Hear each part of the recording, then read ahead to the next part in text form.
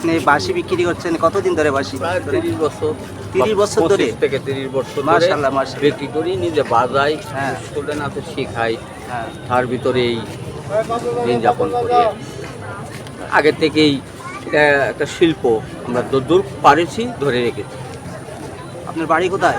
আমার দেশের বাড়ি নেত্রকোনায়। নেত্রকোনা। তো এখানে কত বছর ধরে এই এখানে নারায়ণগঞ্জে? থেকে প্রায় 40 বছর। এই নারায়ণগঞ্জে আপনি শুধু এই পার্কেই বাঁশি বিক্রি করেন? এ বিভিন্ন জায়গায় মেলা করি, বিভিন্ন জায়গায় যেতে হয় যাই, আবার ওই কিছু স্টুডেন্ট আছে তাদেরকে শিক্ষা দেই, এ নিয়ে দিন যাপন করি। ধন্যবাদ, ধন্যবাদ আপনাকে।